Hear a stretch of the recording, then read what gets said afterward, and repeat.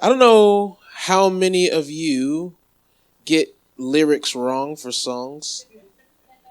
I'm terrible with that, and so I actually looked up a couple that people have actually done that were actually pretty funny. From the song "Africa" by Toto, uh, some people thought it was "I left my brains down in Africa." The actual lyric is "I bless the rains down in Africa." Some of you sound like maybe you were saying that. Uh, Waterfalls by TLC.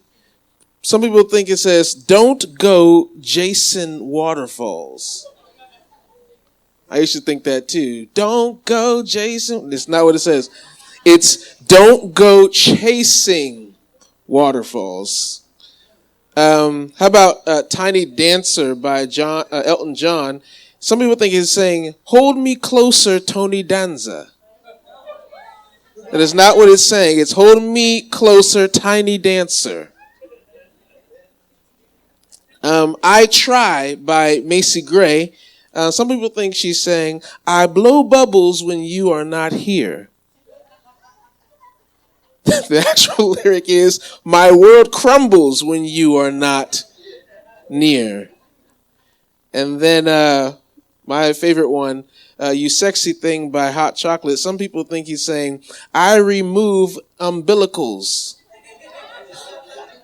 The actual lyric is, "I believe in miracles. I remove umbilicals."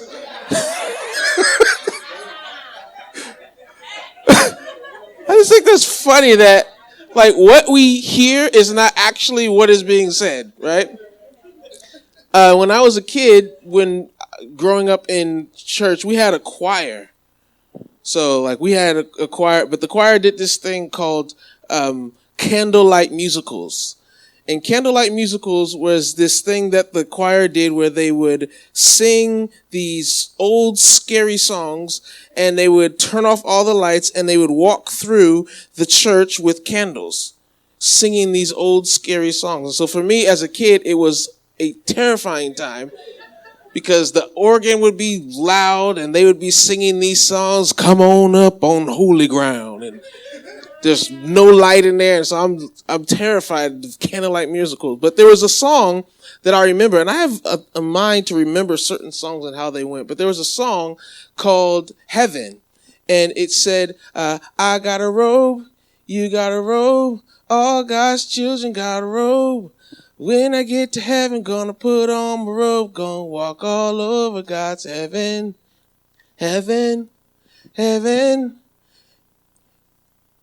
Everybody talking about heaven, ain't going there. Heaven, heaven, gonna walk all over God's heaven. So that was like a verse, and then we go, "I got shoes, you got shoes," and then we go, "I got a harp and I got wings," and a song that would do all that. It's an old Negro spiritual song. And so when I was listening to that song, I thought the lyric was, "Anybody talking about heaven ain't going there." So I became the person that if I heard anybody talking about heaven, I said, "Hey," it was a rebuke. "Hey, if you talk about heaven, you're not going there." So anybody who was around me who was talking about heaven, I say, "Hey, anybody who's talking about heaven ain't going there." So I was for years just this apologist for, "Hey, you don't talk about heaven. We keep it in our hearts." Of course, not thinking that the song is talking about heaven, so that defeats the purpose. But the line is, "Everybody talking about heaven ain't going there." Well, I want to just completely go against what I thought as a kid. And for the next few weeks, I want to do a series on heaven. And I'm calling the series "Heaven, a Whole New World." And in this series, we're going to be talking about, what does the Bible say? What does the Bible teach us about heaven?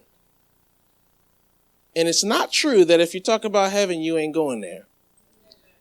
So I think it's an important topic for us to talk about. Now, when we begin to talk about heaven, oftentimes I think the way it's depicted in movies and in literature and even in the church, heaven can sound almost like a place. It's a very mysterious place. Heaven is always very foggy.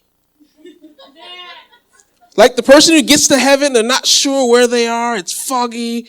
But if you notice the thing about heaven, and the way you see it depicted, is when the person gets there, they're trying to figure out everything they can do to get out of heaven.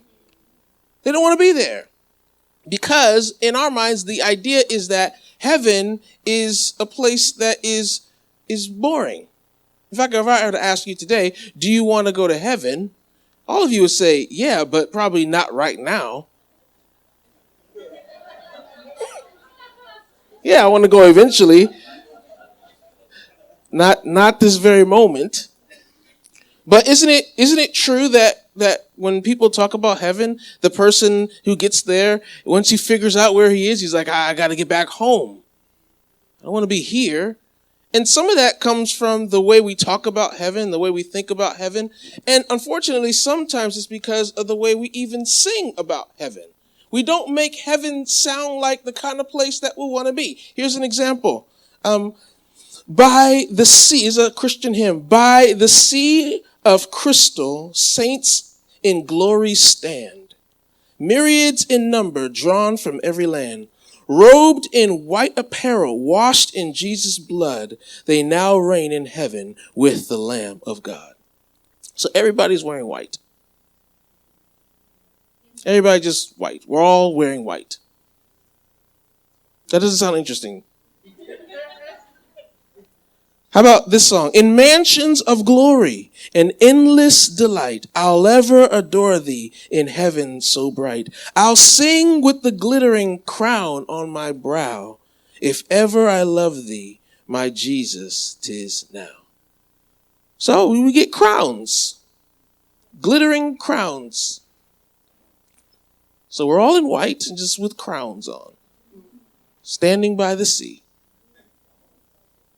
How about the most famous Christian hymn, Amazing Grace? When we've been there 10,000 years, bright shining as the sun, we've no less days to sing God's praise than when we first begun. So we're going to be all in white with crowns, singing all day.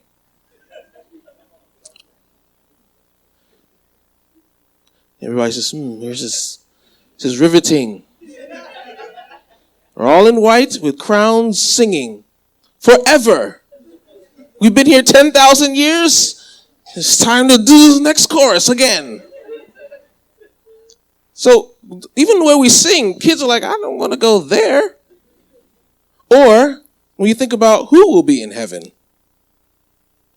like your friends that are fun, probably a lot of them aren't Christians. And a lot of people don't even like church people all that much. Not here, but other churches. They don't like people in church. So heaven's going to be full of those kind of people. It led Mark Twain to say, go to heaven for the climate and hell for the company.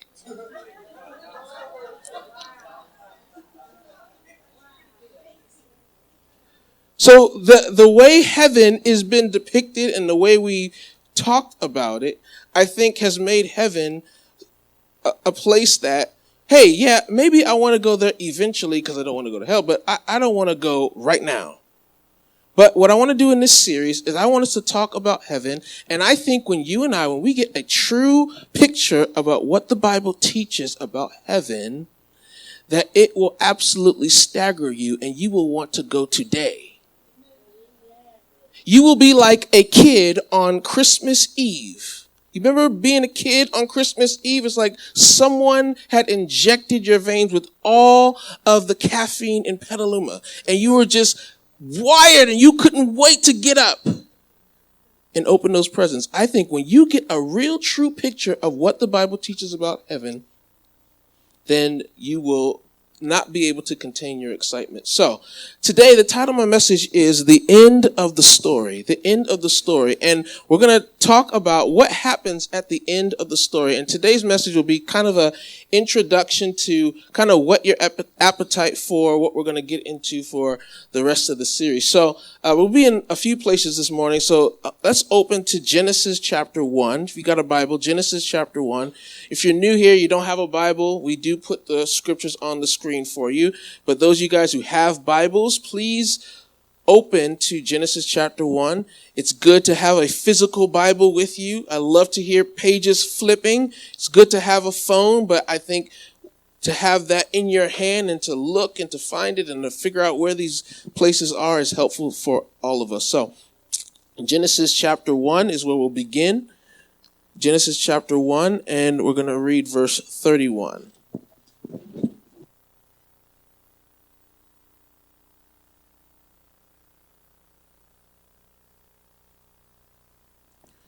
So to give you an idea of where we're going, I want to first start by giving you sort of an overview of what the Bible teaches, a plot summary of what the Bible teaches about heaven. And then I want to show you that at the end of the story, heaven is more real and not less real than our life right now. It's more real, not less real than both the beginning and the middle of the story. And then I want to end by showing you that because the end of the story has a happy ending, it's a happily ever after, that it affects the way we live our lives now, that we can have hope, and it makes this life worth living. So let's begin with the plot overview. How do we get to the end of the story? So you have to say, where do we start? Well, we start in the beginning. So Genesis chapter 1, verse 31, and it says, God saw all that he had made, and it was very good. And there was evening and there was morning the sixth day. So in the previous 30 verses, God creates everything: birds, trees, plants, water, sky, mountains, geckos, stars. He creates everything. And did you notice what he said? He said everything that he saw was very good. Not just good, very good. God was so impressed with what he had made. He looked back and said, whoa, that's very good. Now you notice what he said is good? Everything he made. And that's going to be important later. So God creates a world, and then he looks at the world and he says, that's very good. So the world began in a great place, but then something happened. So now let's go Genesis chapter 3 and verse 16. Genesis chapter 3 and verse 16. Many of you know the story. They were told not to eat from a certain tree that was in the middle of the garden. Serpent came and tricked them into eating it. They ate it. And this was the response to that. Verse 16, God says, to the woman, he said, I will greatly increase your pains in childbearing. With pain you will give birth to children. Your desire will be for your husband, and he will rule over you. To Adam he said, because you listened to your wife and ate from the tree about which I commanded you, you must not eat of it. Cursed is the ground because of you. Through painful toil, you will eat of it all the days of your life. It will produce thorns and thistles for you, and you will eat the plants of the field. By the sweat of your brow, you will eat your food until you return to the ground, since from it you were taken. For dust you are, and to dust you will return. So here is what happens in the story now. God creates everything. It's good. And then man sins against God and brings sin into the world that destroys everything, breaks everything. Now sin, death, decay is now in the world. And so now everything, the ground is even cursed by God.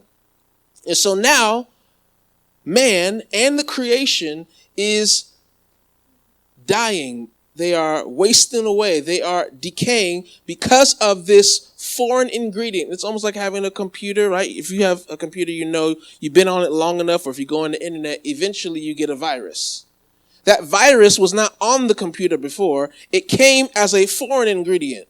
God did not create the world and put sin in it. Sin came as a result of one man who did that. So, now let's go to Isaiah chapter 65, because God did not think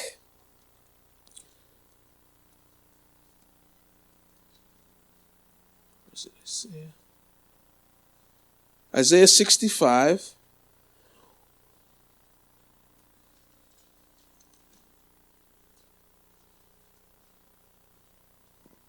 When God created the heavens and the earth, sin entering into the earth was not something that caught him by surprise. And in the middle of the story, we begin to see that God has a plan to renew all that he has made. So Isaiah 65 and beginning at verse 17. Isaiah 65 and beginning at verse 17. Behold, I will create new heavens and a new earth. The former things will not be remembered, nor will they come to mind. But be glad and rejoice forever in what I will create. For I will create Jerusalem to be a delight and its people a joy. I will rejoice over Jerusalem and take delight in my people. The sound of weeping and of crying will be heard in it no more. Never again will there be in it an infant who lives but a few days, or an old man who does not live out his years. He who dies at 100 will be thought a mere youth.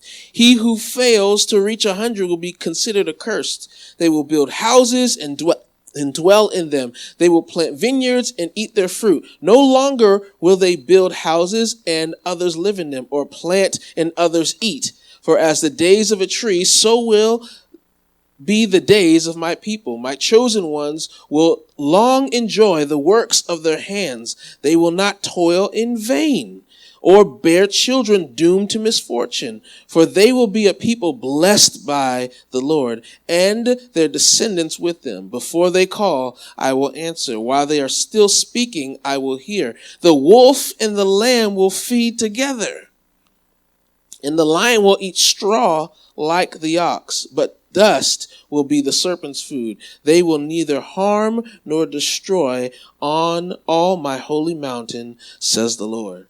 So in Isaiah, God, through Isaiah, prophesies that there's coming a time where God is going to create a new heavens and a new earth, and the way you've known the earth to be is going to be no more. And there are things in it. Now, a lot of it is metaphor, and it's, even when you start to talk about this particular passage, they will apply it to what's called the millennium, and we'll talk about what the millennium is. But in this passage, it is talking not just about this period of time where things are going to happen, like oxes eat straw, lions eat straw, and even in other passages, the child will put his hand near where a cobra's den in and won't be scared.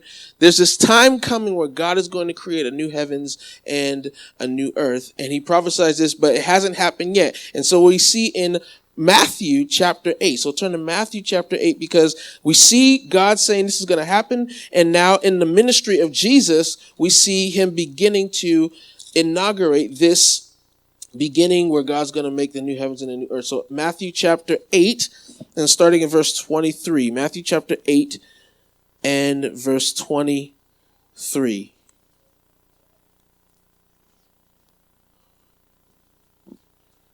Matthew 8. Beginning verse 23. Then he got into the boat, and his disciples followed him. Without warning, a furious storm came up on the lake, so that the waves swept over the boat. But Jesus was sleeping. The disciples went and woke him, saying, "Lord, save us, we're going to drown." He replied, "You of little faith, why are you so afraid?" Then he got up and rebuked the winds and the waves, and it was completely calm. The men were amazed and asked, "What kind of man is this? Even the winds and the waves obey him." Can you imagine being in a boat? And again, these were fishermen. They knew the sea. They said there's something weird about this.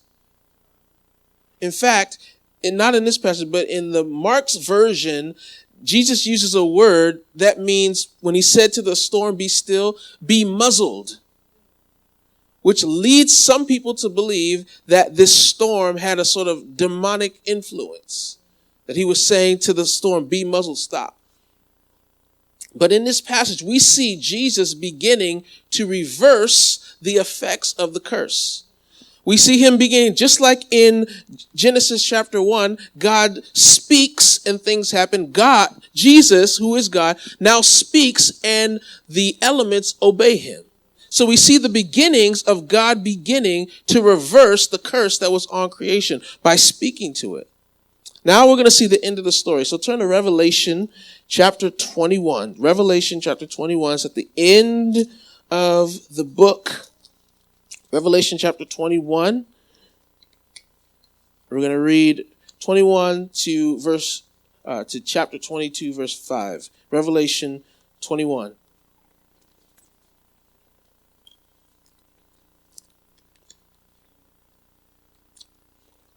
So again, trying to figure out where are we going. We started in the garden in the beginning. We've seen how sin entered the world. We see God prophesy that he's going to do something new. We see in the ministry of Jesus, and we'll look at that as we go, how Jesus was reversing and renewing and redeeming and taking back what sin and death and decay had taken away from us as human beings. But here we see the culmination, the end of the story, Revelation chapter 21 and verse 1. He says, "Then I saw a new heaven and new earth, for the first heaven and the first earth had passed away, and there was no longer any sea. I saw the holy city, the new Jerusalem, coming down out of heaven from God, prepared as a bride beautifully dressed for her husband. And I heard a loud voice from the throne saying, 'Now the dwelling of God is with men, and he will live with them. They will be his people, and God himself will be with them and be their God. He will wipe every tear from their eyes. There will be no more death or mourning or crying or pain, for the old order of things has passed away.' He who is seated on the throne said, 'I am making everything new.' Then he said, 'Write this down, for these words are trustworthy and true.' He said to me, 'It is done. I am the Alpha and the Omega, the beginning and the end. To him who is thirsty, I will give to drink without cost from the spring of the water of life. He who overcomes will inherit all this, and I will be his God, and he will be my son. But the cowardly, the unbelieving, the vile, the murderers, the sexually immoral, those who practice magic arts, the idolaters, and all liars, their place will be in the fiery lake of burning sulfur. This is the second death. One of the seven angels who had the seven bowls full of the seven last plagues came and said to me, 'Come, I will show you the bride, the wife of the Lamb.' And he carried me away in the spirit to a mountain great and high, and showed me the holy city, Jerusalem, coming down out of heaven from God. It shone with the glory of God, and its brilliance was that of very precious jewel, like a jasper, clear as crystal. It had a great high wall with 12 gates, and with 12 angels at the gates. On the gates were written the names of the 12 tribes of Israel. There were 3 gates on the east, 3 on the north, 3 on the south, and 3 on the west. The wall of the city had 12 foundations, and on them were the names of the 12 apostles of the Lamb.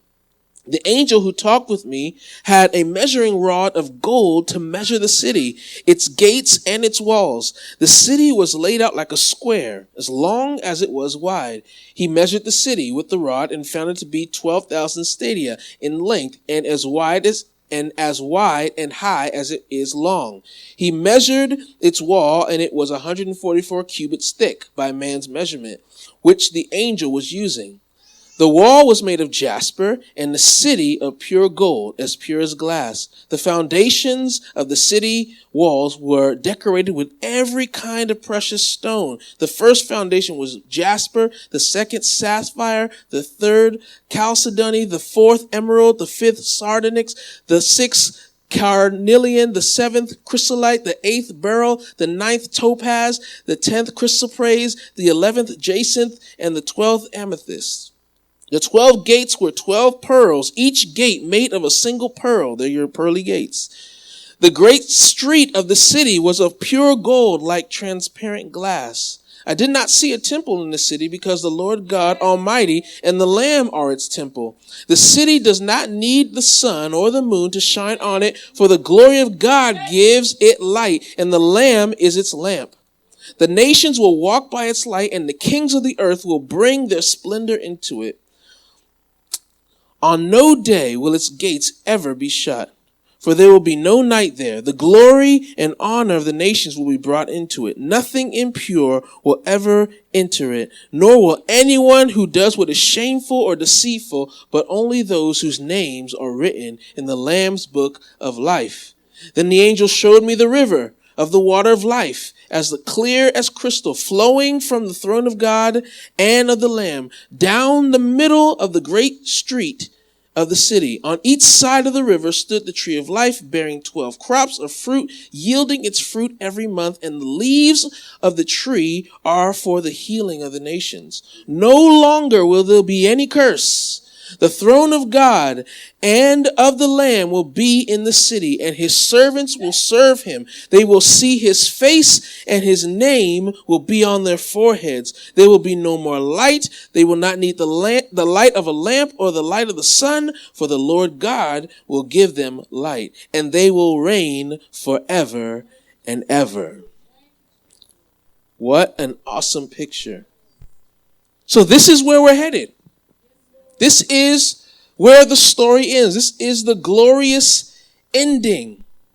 This is heaven. This is where all of history is going, and history is going to end and be this amazing place. Why? If you look at verse 27 of chapter 21, it tells us why. Nothing impure will ever enter it, nor will anyone who does what is shameful or deceitful, but only those whose names are written in the Lamb book of life. And then in verse 3 of chapter 22, it says, no longer will there be any curse. What curse? The curse from Genesis 1, where the ground is cursed. No sin, no curse, no crying. All of it is gone. Now when we hear that, you say, well, we're going to be in heaven. We're going to be with God, with people. And there's going to be no sin. That sounds a little boring. Sin is what makes life fun. Right? Doesn't the Bible say that sin is enjoyable for a moment? And then it blows you to smithereens. But of course, for a moment, sin is very enjoyable. But here's what I want to point out to you, because in your life, you believe that in order for you to enjoy life, see, you've never really enjoyed anything in your life. There's nothing you've ever really enjoyed because your perception is off. Somebody put it this way. Your sin is the glasses through which you see the world, but they're the wrong prescription. So everything is blurry. And what the Bible says is, at the end of the story, at the resurrection, there's going to be a time where God takes off those glasses, because now you can't take them off.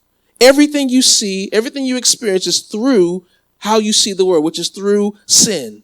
But one day God's going to take away those glasses, and you're going to really see life as it was meant to be seen.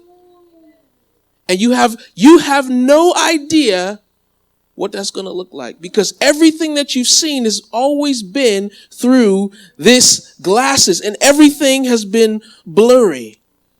But in that day, you will see. So that's where we're going. That's sort of the picture that the overview, the plot of the story. Now, secondly, I want to show you that heaven is more real, not less real, than the beginning and the middle of the story. Because when you read what we just read in the book of Revelation, if you're reading it literally, it can seem bizarre. You're reading these descriptions and you're like, what on earth is going on here? What are these descriptions that's happening? And because of the way Christians have talked about heaven, and they have taken the metaphors that are in Scripture, especially in the book of Revelation. The book of Revelation is what we call apocalyptic literature, which means it is highly symbolic. So the pictures are meant to show an actual greater reality, and the picture are supposed to not be the things themselves that you look at. They point to something that's even greater. And so it's led people to say things like, I don't want to go to heaven. That place sounds weird. It sounds strange, which has led C.S. Lewis to say this about those people. He said this, quote, "There is no need to be worried about facetious people who try to make the Christian hope of heaven ridiculous by saying they do not want to spend eternity playing harps. The answer to such people is that if they cannot understand books written for grown-ups, they should not talk about them."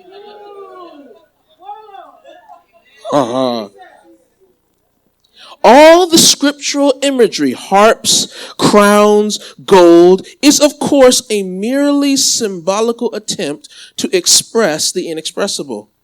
People who take the symbols literally might as well think that when Christ told us to be like doves, he meant that we were to lay eggs.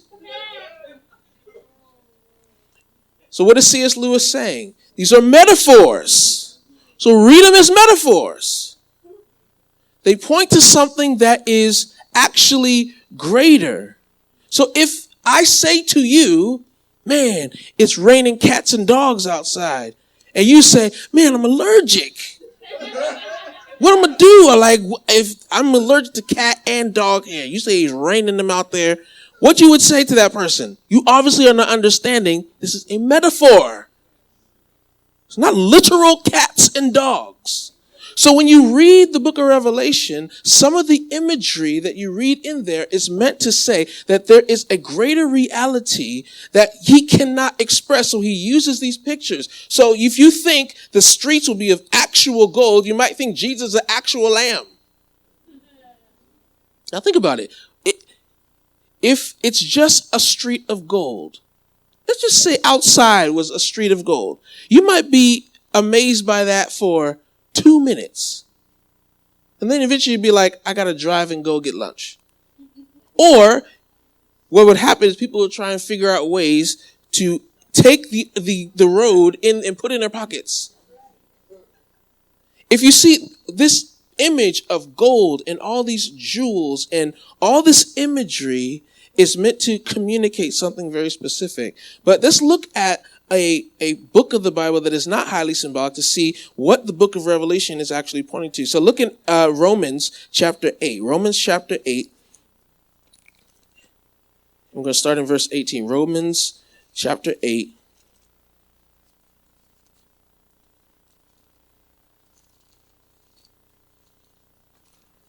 And starting in verse 18.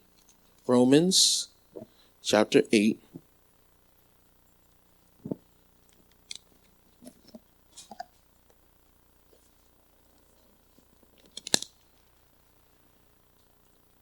Romans chapter 8 and verse 18. This is Paul saying, I consider that our present sufferings are not worth comparing with the glory that will be revealed in us. Now listen to what he says. The creation waits in eager expectation for the sons of God to be revealed. For the creation was subjected to frustration. What is Paul pointing to? Back to Genesis, where the creation was subjected to frustration, not by its own choice, but by the will of the one who subjected it, in hope that the creation itself will be liberated from its bondage to decay and brought into the glorious freedom of the children of God. Now get verse 22. Now we know that the whole creation, Paul is not talking about people, because he's going to distinguish that later on to talk about the sons of God. The creation, he's talking about that which God has made. Trees, rocks, everything that we see in creation. He says, we know the whole creation has been groaning as in the pains of childbirth right up to the present time. Not only so, but we ourselves who have the first fruits of the Spirit groan inwardly as we wait eagerly for our adoption as sons, the redemption of our what? Bodies. For in this hope we were saved. But hope that is seen is no hope at all. Who hopes for what he already has? But if we hope for what we do not yet have, we wait for it patiently. What is Paul saying? Paul is saying that the creation that we now see was subjected to fertility. Sin enters the world. It destroys it. There's decay. There's death. Everything's falling apart. But the creation is waiting. It's groaning like a woman who's getting ready to give birth. And what happens when that woman gives birth? She doesn't give birth to something that dies. She gives birth to something that is alive. And so the earth, the creation, is waiting to be born.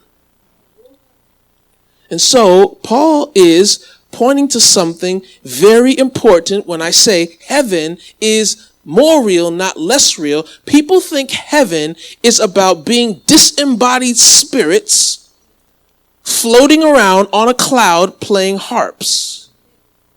But what Paul says and what the Bible consistently teaches is that God is going to make a new heavens and a new earth. So when we talk about heaven, we are really talking about a whole new world. Heaven will not be this spiritual, non-corporeal, flesh place. It will be a physical place. What will heaven be like? It will have trees, grass, towns, cities, culture, food, art, music. What will heaven be like? Just go outside. Heaven will be like this life, only 1,000,000 times better. And we're gonna talk about this because people miss that at the end of the story, God resurrects us and gives us new what? Bodies. A body has to be in a place. It is corporeal. It is physical. The world is going to be a physical place. But now, in Revelation it says the dwelling of God is now with men. He saw the holy city coming down out of heaven. So in the new heavens and the new earth, in the whole new world, heaven and earth merge. And it's one world where God now dwells with his people. And it is a physical place. And if you love life, there's things about life that you love. I feel like part of us feels, I don't know if you've ever had this moment where you're just sitting down with friends. Maybe a couple times we've gone to the melting pot, and you're just sitting around enjoying good food, and you're laughing, telling stories, and you're joking around, and you're eating, and it's this moment where you just say, this is so awesome. You ever have a moment where you're just like, you're on the beach, you have a drink, Sprite in it, and you just enjoying your time there? And there's just no care. Just, oh man, I don't have a worry. I feel like our souls maybe in a way still long for Eden. That we, in a way, our soul can still remember what it was like to be in a world, to have food. Did you know, you think you've tasted food? You've never tasted food. You think you've seen color? The color you see right now is cursed color. You think trees are beautiful? You think rocks? You ever go to the northern lights? You ever see a sunrise? You're looking at cursed stuff. But one day God's going to remove that and you're going to see life as it was really meant to be seen, as it was really meant to be experienced. A whole new world. I'm getting ready to break out in a whole new world. That is where we're headed. But it's not less real. It is more real. It is a physical place that we will live, and we will live with bodies, which we'll talk about a little bit later. And then lastly, because of the end of the story is truly a happily ever after, it makes this life worth living. Because the end of the story is truly a happy ever after, it makes this life worth living. A comedy is a story that has a happy ending. A tragedy is a story that has a sad ending. For the Christian, life is a comedy. For the non-Christian, life is a tragedy. because of the end of the story. I think all of us recognize when we watch TV, when we watch movies with these fairy tales, we always know there really is no happily ever after in this life. I always think, like, if you were to follow some of these characters around after the end of the story and to see what really happened, like all of the princesses in these movies, like Cinderella or Ariel or Princess Jasmine, and you would say, oh, it looked like at the end of the story that everything turned out great. But could you imagine following Ariel and Prince Eric, and this is after everything has gone well, and now it's their very first fight. And Prince Eric, as he's talking crazy to her, and Ariel stands up and says, you know what? I'm going back to the sea.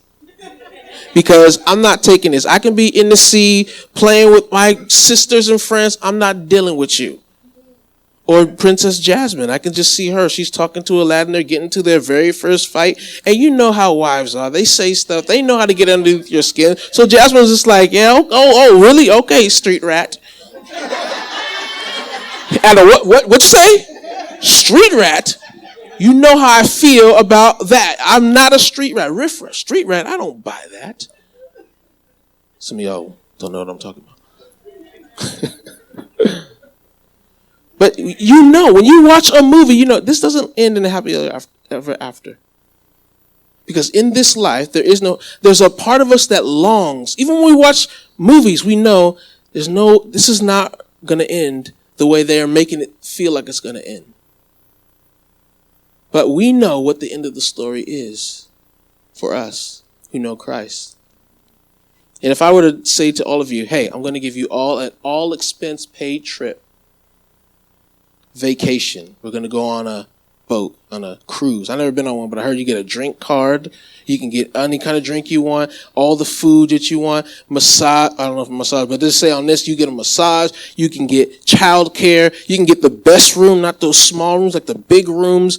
Everything is free for you. All the excursions free. And so I'm paying everything for you. Come on, guys, let's go. Let's get on there. And you all come, you get on the boat, and we're all having a good time. We put our stuff in the room. And then the captain comes on too, and he says, hello, everybody. This is your captain speaking, and just want to welcome you onto the Titanic. Now, some of you immediately would get off the boat, immediately, just because of the name. But let's just say that it's the name, but that was a long time ago. But someone comes to you and they say, this boat will be like the Titanic. It is going to hit an iceberg and it is going to sink. And you can't get off of it. You're on it now. You're on it. Let me ask you. You have free food, free massages, free entertainment, free everything. You can enjoy everything. Will you be able to enjoy that? You'll be eating food like, I can't believe what's about to happen in 4 days. It's ridiculous. It's ridiculous to think that I can enjoy life knowing how the story is going to end. I know how the story is going to end. And for the Christian, as we think about the end of the story, we know that the end of the story, for some, will be total destruction. Suffering under the wrath of God. When I was little, my mom read me this book that was called The Monster at the End of This Book. Now you guys remember that Grover was this, he's a monster on Sesame Street. So it said there's a monster at the end of this book. And so Grover was trying to do everything he could to keep you from getting to the end of the book. So he had ropes and he was trying to build stuff. He's like, and you would turn the page. Like, you turn the page. Aren't you scared that there's a monster at the end of this book? I used to read that book and she would read that book. And then at the end of the book, we get to the punchline that the monster at the end of the book is Grover. But because someone told Grover that there's something at the end, he didn't want to go to the end. And we tell people that there is an end of the story happening for everyone. This world all of us right now are on the Titanic, whether you want to be on it or not. And this Titanic will hit an iceberg and we will go down. Did you know that the Titanic was supposed to carry 64 lifeboats? But in order to make room for more space on the deck, they reduced it to 20. If you don't get into the lifeboat, you will perish. And unless you get into Jesus, who is the lifeboat, you will sink and you will drown in your sin. Jesus put it this way: what does it profit a man to gain the whole world and to lose his soul? Why put all of your treasures and all of your trust on a boat that's going down? And so because we know that the end of the story for us is a true happily ever after, it makes this life worth living. Because we know not only are we just doing stuff for here, but the stuff that we do here now, it carries over into eternity. That we're not just living. We know that the story ends well for those of us who are in Christ. When I began the sermon, I talked about that song about heaven. It's a Negro spiritual. If you know anything about Negro spirituals, they often had various meanings hidden in it. There are ways for them to communicate with other slaves, ways for them to talk about the slave masters and to protest. It was not good for a slave to try and protest his master right there in front of him, so they did it in these songs. And in this song, where he says, I got a robe, I got shoes, I got a song, I got wings, I got a harp. It was a way for them to say that even though right now in this life I don't have all those things would have been luxuries. For a slave to have shoes was not the case. And to say, one day I'm going to have shoes and I'm going to walk in those shoes all over heaven. In other words, that the injustices that are going on here now, one day those injustices will be reversed. And we'll walk with God in heaven all day. That is their hope. Now, even in the song, there's a meaning behind heaven to think of maybe getting to freedom or getting to the north or getting to Canada. But the point is that in their mind, they believe God is going to reverse what has happened. And we can trust in God's plan because we've seen the end of the story. But also in that song is a jab, because everybody talking about heaven ain't going there. And many of the slave owners who had them were church-going Christians who would go to church and talk about Jesus and talk about heaven, and then would come home and have a very unheavenly business where they abused emotionally, spiritually, and some of them even sexually these men. And they had this song that said, everybody who's talking about heaven ain't going there. And that's true because at the end, in the book of Revelation, nothing impure will enter it. Sin will be gone. The curse will be gone. And we will walk with God forever. So as we look at the topic of heaven, we're going to see that what is waiting for the believer is greater than anything that we can imagine. And I'm excited for us to look at that together. So let's bow our heads.